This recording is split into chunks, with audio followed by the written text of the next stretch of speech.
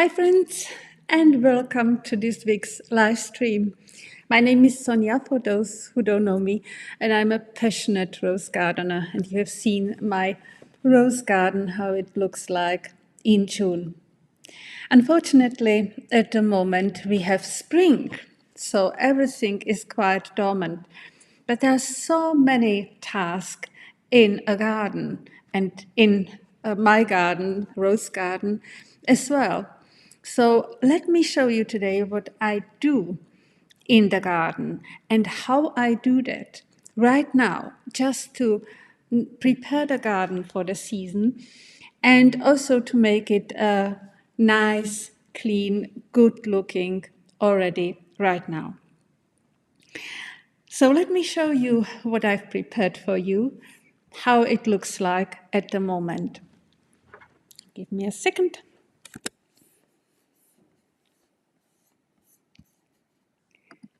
As usual, I have prepared a lot for you, so you may comment it in the meantime if you have thoughts on your mind.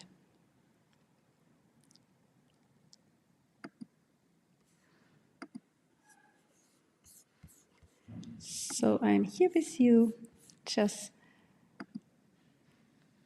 right now. Oh, just give me a second. This is not the right slide that I wanted to start with. Okay. So this is the right slide. Sometimes things like this happens, that you prepare too much and then forget to go to the first page. Maybe this happens to you as well. So, spring tasks are very important, and it's very important to take care and do them right now.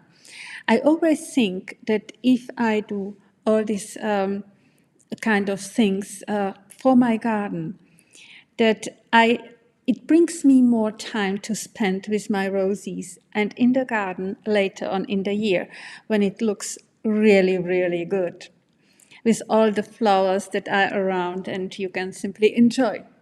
But there is plenty to do in the garden right now just to prepare it for the season.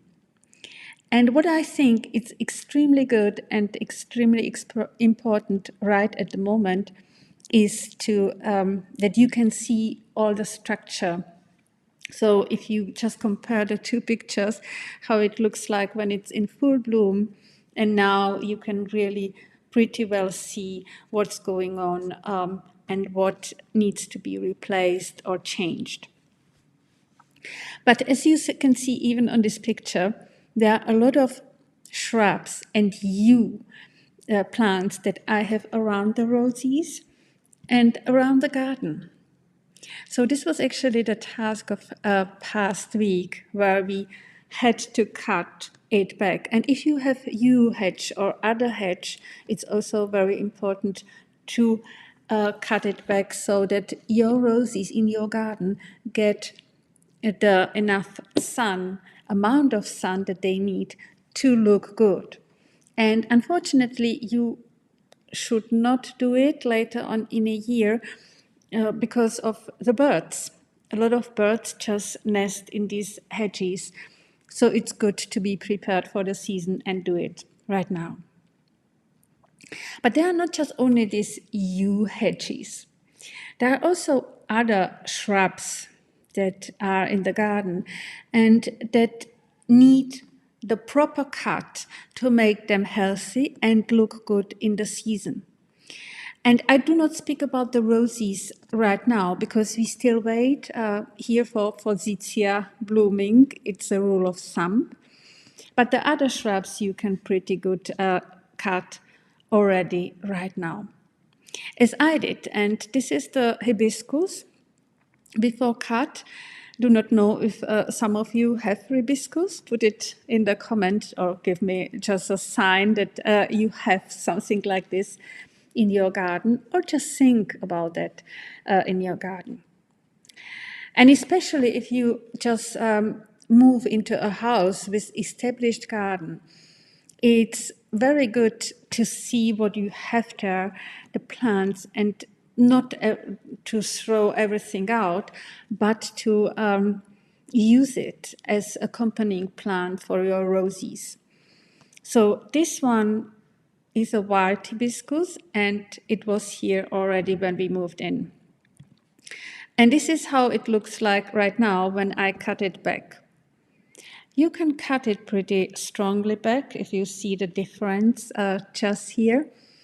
And it is important to do that because if I go back, the seeds that are in this, after the flower is gone, if they spread beneath, they create all very small plants, hibiscus plants, and it's really hard to get them off of your bed, rose bed. So you can really, and it's just very good if you do so, cut it now and remove all these potential new stuff you have to weed. The shrub looks really good when it's in just August. And this is something that I always like to have in a rose garden, accompanying plants that bloom and provide you a lot of structure and beauty right in the time when the roses just pause between the bloom. These are really very good shrubs. This is the one full of bees when it is in August. And the second one that I have is butterfly shrub, here before the cut. It's perfectly purple shrub, purple bloom that comes just again in the time of August. And it grows and can grow pretty vigorously. So like here, when you have a look how big this is, I cut it very strongly. But it needs to be cut, because when you see how it looked like in summer, it's really big and full of this wonderful flower. Do you actually have shrubs in your garden? Just let me know. So the next one that I will show you that we had to do this weekend as well is quite a big shrub. I don't even know whether this is a shrub or kind of a tree, but I like it a lot. And the name of this one is Wisteria. It's actually called here Blue Rain in Germany. And it can provide you very nice bloom late of April, beginning of May. It's just before end of May roses start bloom. And it grows pretty vigorously. This is how it looks like when you cut it. So what I did this weekend. And how you cut it, if it's of interest for some of you, you actually cut all these long canes back. And you watch out for the very thick buds that they have. The thin buds are leaf buds, but the thick ones are buds that carry bloom. And this is the picture how strongly I cut it. Usually just like I left 3 to 4 thick buds on the cane and then cut it back. But the best thing is always, when I think about that, to show how it looked like, so that you can see it, what this means later on in a year. So this was the cut this year. The last year, I cut the same place already. So it looked like this later on, when just the bloom start to came, and then this one when it was in full bloom. And the nice stuff about Wisteria is that it carry on so nice fragrance. So really very nice shrub for a garden when the roses are still in growth in this time in April. They are already green, but most of them do not bloom at that point of time.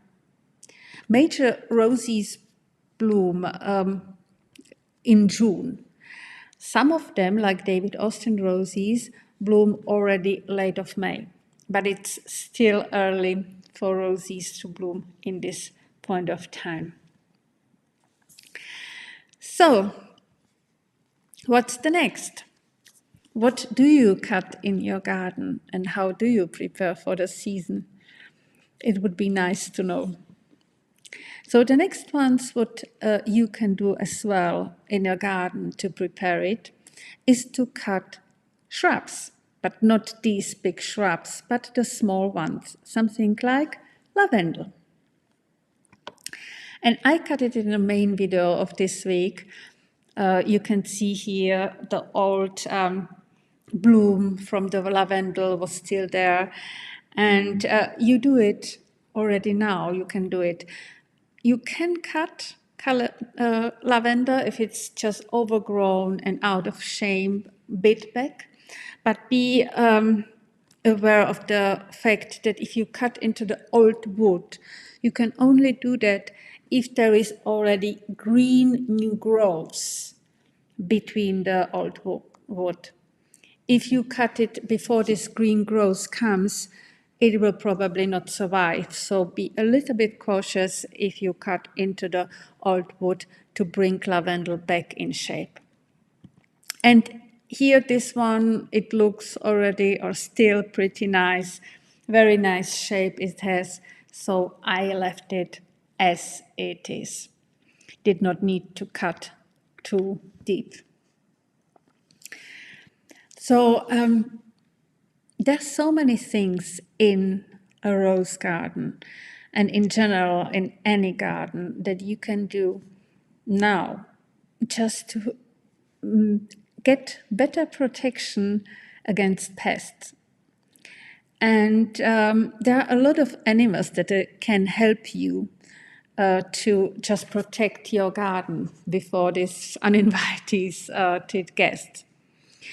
And there are some that I like a lot, a part of the bees that are very useful, but not really helps with your flowers.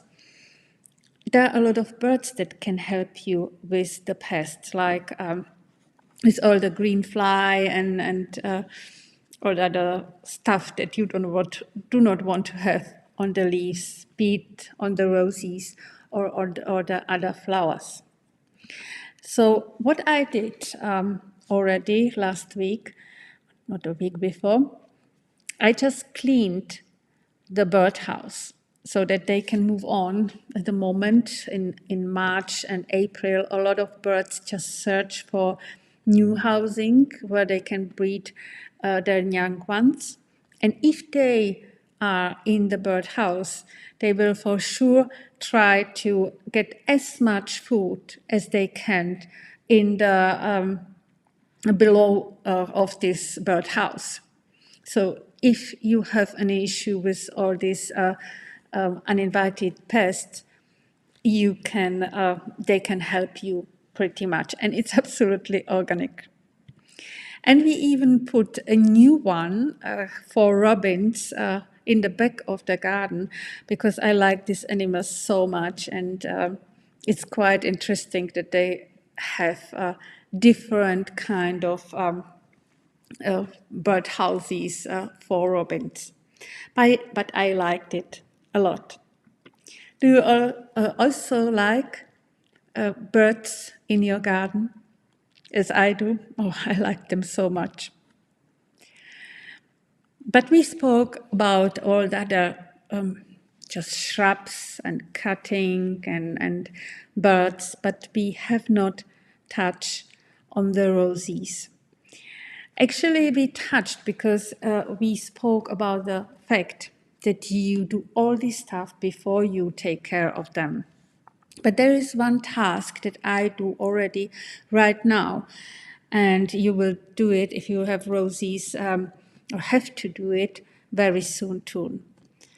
And this is cleaning the old leaves, clearing the old stuff that is around the roses. You can already do it now. You can do it even later when you prune roses. But at that point of time, it's the last time where you should not forget to do this.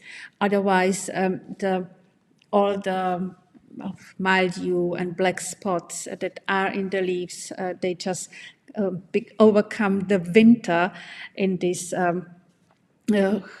just leaves spread around the roses, and they may just come back and make your roses unhealthy.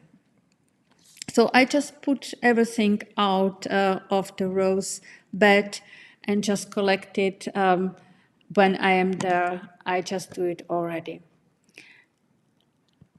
What is also important at the moment with the roses, I check on them. And I know like this is very nice David Austin rose that I have in front of my winter garden. But as you can see here, there are some canes that simply did not make it through the winter. And I will cut it back when I'm pruning roses. Sometimes even if something like this happens, I can consider to remove the rose if it does not look good, and I think that simply it's not worth trying to bring the rose back into shape. And I know some of you will say, no, don't throw it back. But I'm a very practical person. If I see this rose is not good, does not perform that good, and the shape is gone, then I simply remove it. I don't wait that long time. But for this one, I think it will stay. It will just need pretty good pruning later on, and this rose will be beautiful again. When you have a fear that you are in area when the weather is quite cold during the winter, there are even roses that you can look after that are more resistant to cold weather than others. And this is one of the features that you simply can look into the catalog or just on the description of a rose on the label to find out whether the rose is resistant or not, or provides you better resistance. I've touched on that already at the beginning of the live stream, that right now you can see the structure much better of your garden because everything is dormant, not just only the roses are dormant. So now it's the right time to plan new beds and new structure that you want to add into the garden. And I did it in the backyard, just like here, where I put just what we cut from the hedges down. And for me, just had the feeling, got the feeling where I want to create new rose beds. And it will be kind of challenging to create it here because I know that these roses must be very healthy and resistant and suitable for half shade. Because in this area, I have not planted so many stuff right at the moment because it is just only area where sun comes later in the afternoon. And I was kind of concerned that this area may be suitable for roses. But I think that I will give it a try. And this is something that you can also, if you are a new beginner with roses or with your garden, don't be scared to try something. You will probably not create a garden immediately from scratch and everything is in place. It's good that you will do it step by step. And if something does not work, then you will change it. You will replace roses, you will remove the one perennial that did not work and just put there another one. But it will look good. And here, especially in the backyard, I can now see that I had to move a little bit more into the lawn just to make the shape look good, which is kind of not possible if everything is in full bloom. So, last but not least, you enjoy all the other flowers now in a rose garden that came after the winter.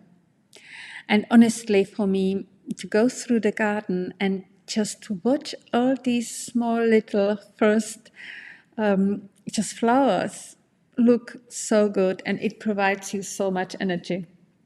So before we leave today, I will show you the beauty that is now in the garden. And we will start with snowdrops. They are so beautiful, and I always watch out directly in January for them because it's just like, okay, now Christmas is over. And for me, with the 1st of January, when snowdrops are around and winter aconites, it's just, for me, winter is over. I try to just think of it like this. So the snowdrops are actually everywhere. And if you do not have them in your garden, you can plant them around the roses when they are dormant. The snowdrops are there, and later they will simply disappear. And they look so beautiful in between not just only the roses, but in between the wild crocuses that I also have in the lawn. Do you actually like all these early spring flowers as I do? It provides so much energy. So the next ones, and I spoke about them, are these wild crocuses. When you have them in your garden, it's not just only beauty to watch them, but also it is so good feeling to see all the bumblebees and all the wild bees that are on these crocuses and then just enjoying the spring. But you can also plant them. You can plant them around the roses, like these white crocuses that I just put into the bed, because they have so much positive energy and simply look so good with this white color, very pure, and in the middle, the orange. But there are also flowers that I found in the garden, and I have not planted them here. These ones are called scillas, and I think that they look something like blue stars in the lawn, and I really enjoy to watch them because of the flower, the blue one that they have. But there are a part of the white, purple, and blue.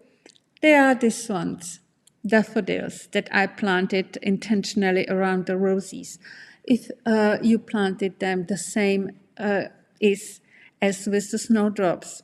They look beautiful, but they disappear once the roses start to bloom. So nothing actually to take care of apart to put a little bit of the dry stuff away.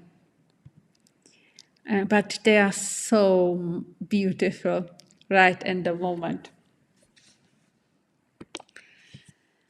So that was it for today. How is your garden doing at the moment? I would very much like to hear about it.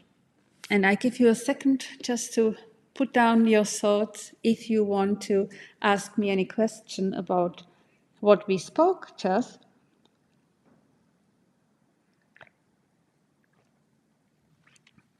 And drink some of my, well, it's something between coffee and tea. So do you have any question?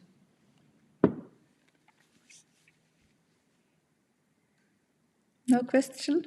I hope that you are doing well. So with that, We leave it here. Thank you very much for watching, for just commenting. And I very much look forward to see you here next time again. Have a very nice rest of the Sunday. And with that, I see you next time.